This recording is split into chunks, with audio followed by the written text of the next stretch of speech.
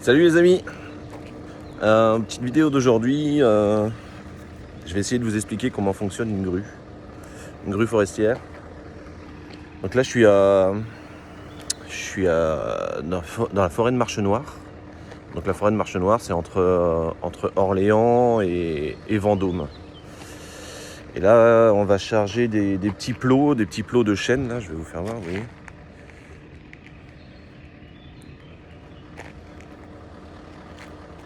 Des petits plots de chêne.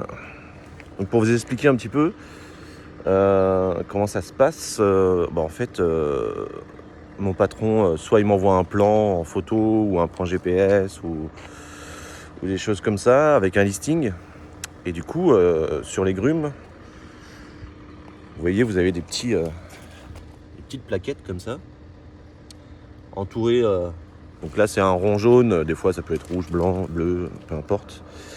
Et donc nous on doit charger tout ce qui correspond à notre listing.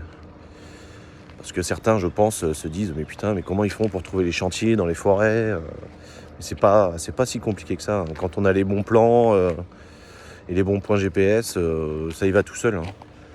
Après, ce qu'il y a, c'est qu'il faut bien se renseigner quand même avant, si c'est praticable, si on peut faire demi-tour un peu plus loin, si on peut manœuvrer, quoi.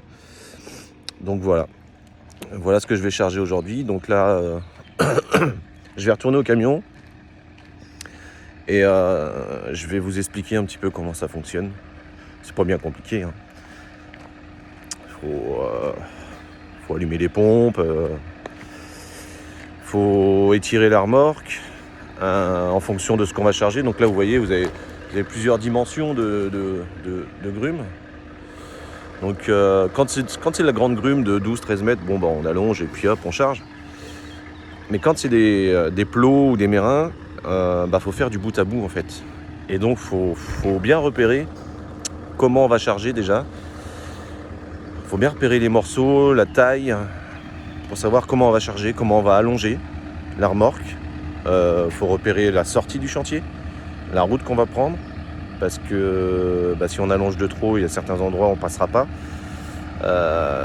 Donc faut repérer tout ça. Parce que la remorque, on peut l'allonger de 9 à 14 mètres. Donc je vais vous faire voir un petit peu, hein. Là vous avez la grue, hein.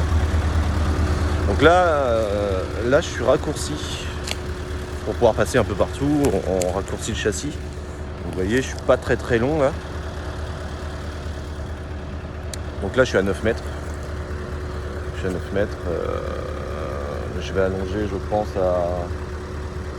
à 11 mètres, 12 mètres. Ouais. Donc il y a de la grande longueur, peut-être 13 mètres.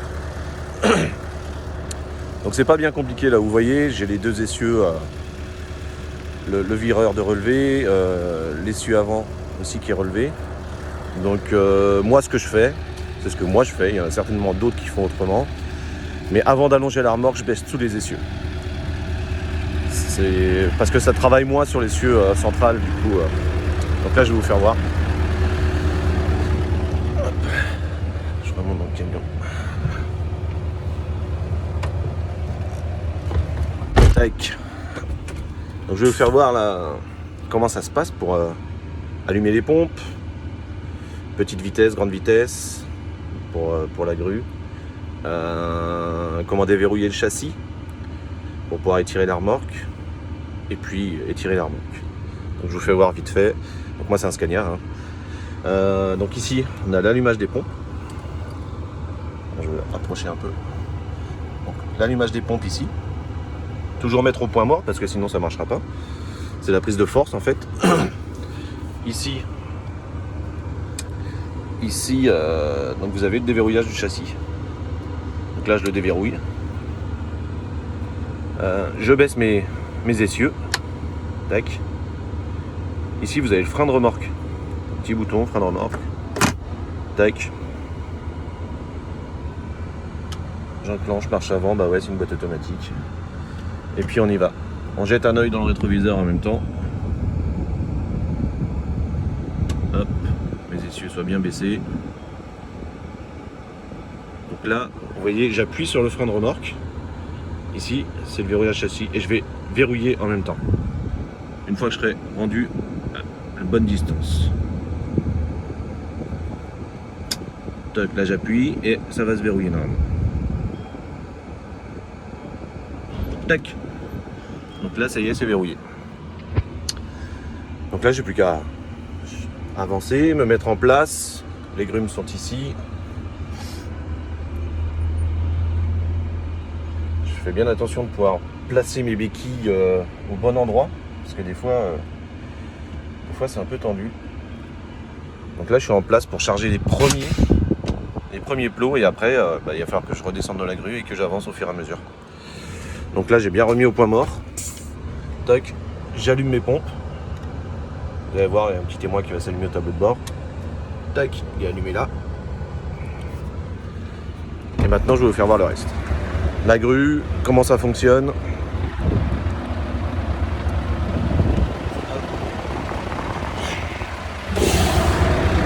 Les gants, hein, toujours. Moi je travaille jamais sans gants, c'est impossible. Ouais.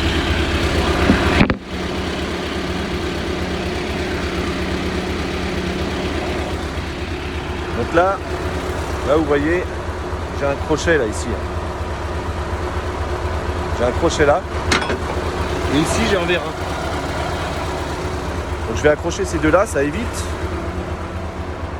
à ce que le col de cygne là, avec la charge, quand on tire sur des grosses grumes, ça évite que le col de cygne plie, tord au fur et à mesure, et ça arrive par casser au bout d'un moment, quoi, ça se tord. Donc là je vous installe le vérin. On appelle ça un vérin d'ancrage. Donc cette manette, on baisse le vérin.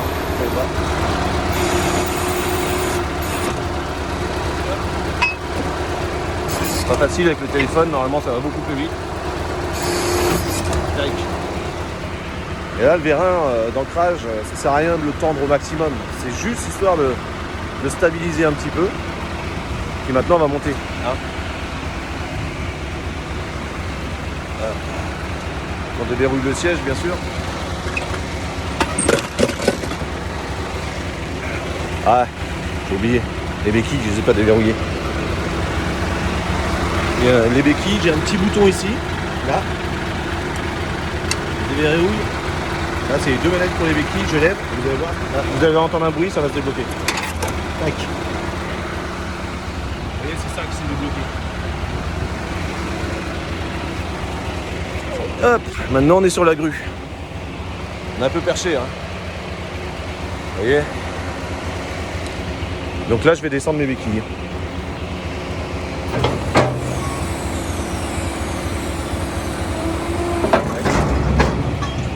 La deuxième.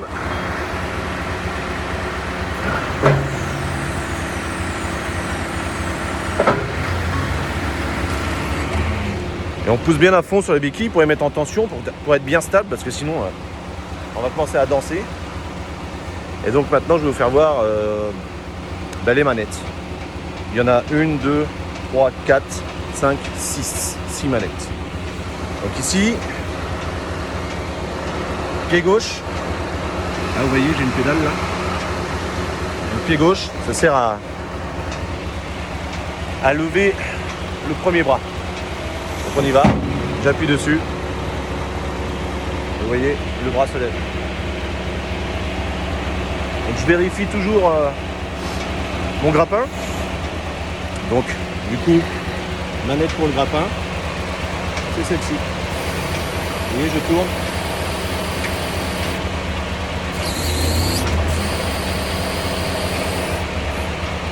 Voilà. Parce que sinon quand je vais lever, le grappin il va venir taper dans le vérin, dans le gros vérin qui est là. Puis ça l'abîme, c'est pas top. Et ensuite, une fois qu'on est rendu à ce stade-là, vous voyez, vous avez le deuxième bras qui est là. Bah, le deuxième bras, faut le sortir, parce que sinon on va pas pouvoir charger comme ça. Donc c'est la manette ici. Donc là, c'est le grappin pour le tourner. Et je tourne. Et donc le deuxième bras, c'est celle-ci.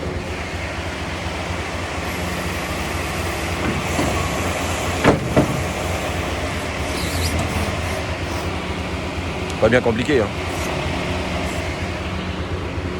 Et donc, ici, hein, désolé, la qualité vidéo, c'est pas top, je fais ça avec mon téléphone. Vous savez bien, hein, je suis pas un youtubeur. Mais... Et donc celle-ci, là, celle qui est tout à gauche, et ben, c'est pour aller de droite à gauche.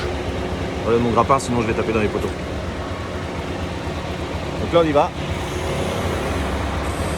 Vous voyez, hop, ça tourne.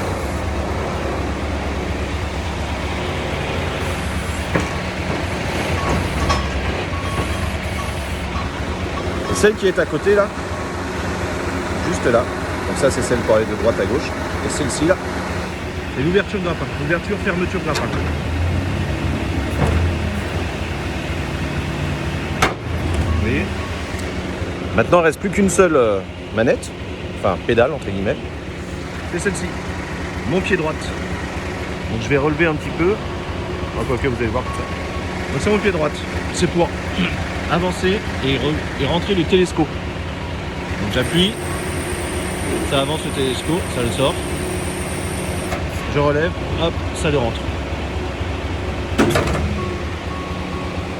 Donc voilà, en gros, hein, je fais ça vite fait. Je vais essayer de toute façon d'investir dans une GoPro ou un truc comme ça parce que là, à mon avis, ça doit bouger. Il doit y avoir la gerbe, hein, je pense. Bon, après, il y a le petit tableau de bord. Je vais vous faire voir aussi. Donc là, accélération de la grue, la mise en marche entre guillemets, même si elle est déjà en marche. Là, vous voyez, ça va pas vite. Là, si j'accélère, vous allez entendre le moteur.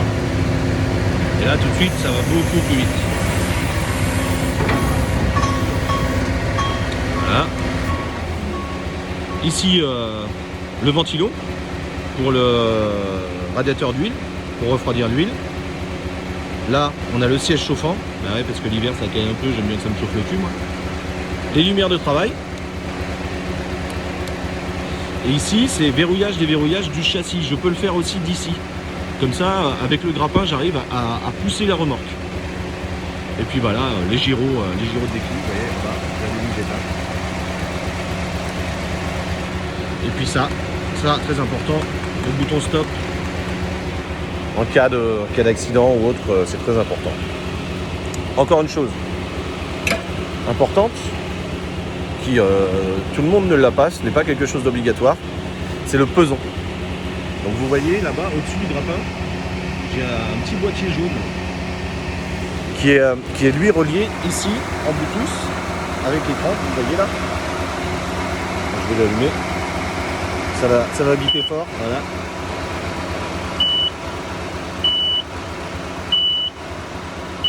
La remise à zéro. Ouais. Il est en train de se mettre en connexion Bluetooth avec le grappin. Voilà, là c'est connecté. Donc maintenant, j'ai plus qu'à prendre une grume et la peser. Je la pèse, j'ai un petit bouton ici, là, à chaque grume, j'appuie dessus. Et du coup, ça enregistre le poids de la grume et ça cumule, ça additionne, jusqu'à ce que j'arrive au poids légal autorisé. Donc moi, normalement, 33 tonnes 500, je suis bien. Donc voilà les amis, je vous ai fait un petit cours vite fait, comme ça à l'arrache. Attention, je vais redescendre, pas que je me pète la gueule parce qu'il n'y a pas si longtemps que ça, je me suis cassé le bras, je suis tombé de la grue.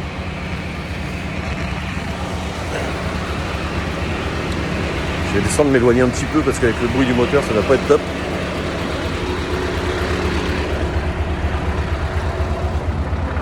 Donc voilà, je vous ai fait ça un petit peu vite fait à l'arrache, une petite vidéo du matin. Puis comme je dis, je suis pas youtubeur, moi. C'est juste pour vous partager quelques petites choses. Donc ouais, bah là je vais y aller, il y a tout ça à ramasser. J'en ai un bon petit paquet.